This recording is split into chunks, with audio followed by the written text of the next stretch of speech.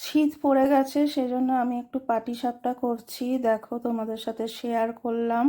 খোয়া ক্ষীর নিয়ে নিয়েছি, গুড় নিয়ে নিয়েছি, তারপরে আমি কাঁচা গোল্লা একটু দিই আর নারকেল দিয়ে নিয়েছি। এটা বেশি টেস্ট হয়। তারপরে আমি ভালো করে খোয়া ক্ষীরগুলোকে একদম যাতে লাল হয়ে একদম লালচে মতো করে ভাজা ভাজা করে নিচ্ছি।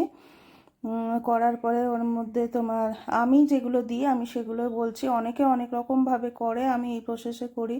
এই কাঁচাগোল্লা মিষ্টির দোকানেই পাওয়া যায়, যে কোনো মিষ্টির দোকানে সেটা দিই, তাহলে টেস্টটা অনেকটাই কিন্তু বেড়ে যায়। দেখো, তারপরে আমি আস্তে আস্তে এগুলো নেড়ে নেড়ে সব একসাথে একদম যখন মিশে যাবে, একসাথে হয়ে যাবে, আমি এটা পুরটা তৈরি করে নিচ্ছি, তাই দেখাচ্ছি। এইটার মানে তোমার পাটিসাপটার ভেতরের যে পুরটা, আমরা গুড় দিয়ে দিলাম। ঘরে যে গুড়টা আমার ছিল আমি সেটাই দিয়েছি, আমার কিনতে হয়নি। আর আমি নারকেলও দিলাম। অনেকে খোয়া ক্ষীরের সাথে কিন্তু নারকেল অ্যাড করে না, একবার নারকেলটা অ্যাড করে দেখো, হেভি টেস্ট হয় কিন্তু। আমি সব কিছু দিয়ে মিলিয়ে একদম পুরটা যখন একদম হয়ে আসবে, তখন নামানোর সময় আমি দেখাবো। ওরকম হয়ে এলে তোমরা পুরটাকে নামিয়ে নেবে। যারা পাটিসাপটা করতে ভালো মতো পারো তাদের কাছে এটা কোনো ব্যাপার না, যারা জানো না তাদের জন্য আমি শেয়ার করছি। আবার কিছু ভুল টুল হলে ক্ষমা করো তোমরা। আমি এইভাবেই পাটিসাপটা করি, একদম ইজি পদ্ধতিতে। তারপরে আমি প্যাকেটের ময়দা ইউজ করে নিয়েছি। ময়দার সাথে এবার একটুখানি সুজি দেব। আর তোমার দেখবে একটু আমি এই যে সুজি দিয়ে দিচ্ছি, আর সামান্য পরিমাণে আমি একটুখানি, আমি বেশি দিই না, চালের গুঁড়ো। এটা কিনতেই পাওয়া যায়, ঘরে যে গুঁড়ো করে নিতে হবে এর কোনো মানে নেই। আগে আমার মা, দিদা এরা সব করতো সব কিছু। মানে একটুখানি আমি নুনও দিয়ে দিলাম, স্বাদ হবে। আর একটু ময়ম করার জন্য আমি ঘি, আমি আমার মতো তৈরি করি, অনেকে অনেক রকমভাবে তৈরি করে। আর একটু সামান্য পরিমাণে ঘি দেব, তাহলে টেস্টটা ভালো হয়। একবার একটুখানি খেয়ে দেখো, এরকম করে মনে হয় খারাপ লাগবে না খেতে। আমার ঘরের সবাই, যাদের আমি দিই তাদের সবাই বলে যে খুব সুন্দর হয় টেস্টটা। ওই জন্য আমি এইভাবেই তৈরি করি প্রত্যেক বছর। এই বছর শেয়ার করলাম তোমাদের সাথে। ভালো যদি লেগে থাকে তাহলে একটা কমেন্টস করো, জানিও কেমন হয়েছে।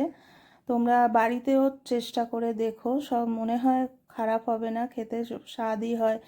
আমি এবার দুধ দেব। দুধটাকে আগে একটু গরম করে নিয়েছিলাম, পুরো কাঁচা দুধ দেওয়ার থেকে ইয়ে করে নেওয়া, গরম করে নেওয়া ভালো। আমি গুড়টাকেও একটু গরম করে পাতলা করে নিয়েছি। এটা পুরো তোমার পাটালি গুড়টা পুরো এঁটে থাকে, তো যখন ওই জন্য অসুবিধা হয়, আমি একটু গরম করে ওটাকে তোমার পাতলা লিকুইড মতো করে নিয়েছিলাম। আবার ছিল বলে, শীতকাল তো আবার জমে জমে গেছে।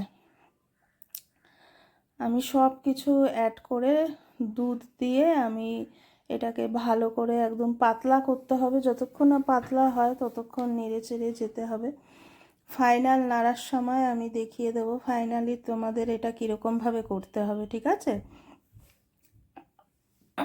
কোনো অসুবিধা হবে না। তোমরা সবাই কিন্তু ফ্রাই প্যানে করার চেষ্টা করবে। আগেকার দিনের মতো লোহার তাওয়া ঠাওয়া থাকলে ওসবে করো না। লোহার তাওয়ায় করতে গেলে কিন্তু খুব ঝামেলা, উঠতে চায় না, অনেক কষ্ট হয়ে যায়, চোখের জল নাকের জল এক হয়ে যায়।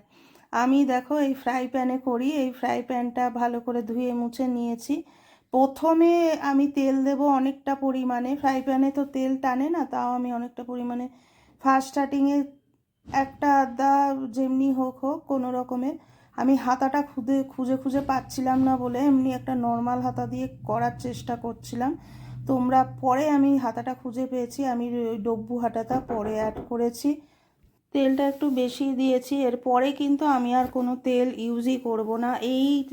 এই প্যানের মধ্যেই কিন্তু এক এক করে দেবো, আর দেখবে সুন্দরভাবে উঠে গেছে, কোনো রকম অসুবিধাই হয় না এইখানে তোমার পাটিসাপটার ছাঁচটা বানাতে।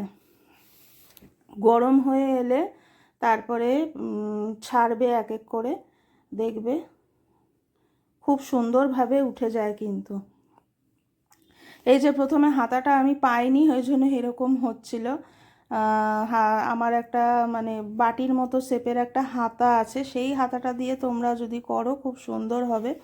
পরে আমি হাতাটা খুঁজে পেয়েছি, আমার মেয়েকে বলেছিলাম একটু হাতাটা নিয়ে আয়, দেখ খুঁজে পাস কি না। এই যে দেখো, এইটা পুরো দেওয়ার পরে পুরো সুন্দর গোলটা হয়েছে। আগের বারেরটা অতটা ভালো হয়নি।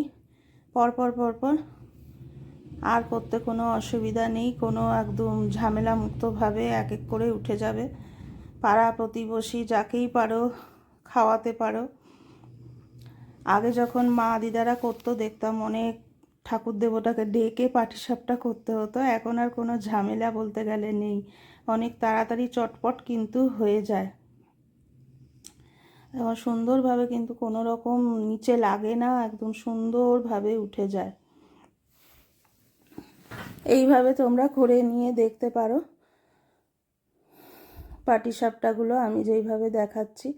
এখন কিন্তু অনেকেই জেনে গেছে যে এইভাবে পাটিসাপটা করলে কোনো অসুবিধা হয় না। আমি পরপর দেখো এতগুলো করে নিয়েছি।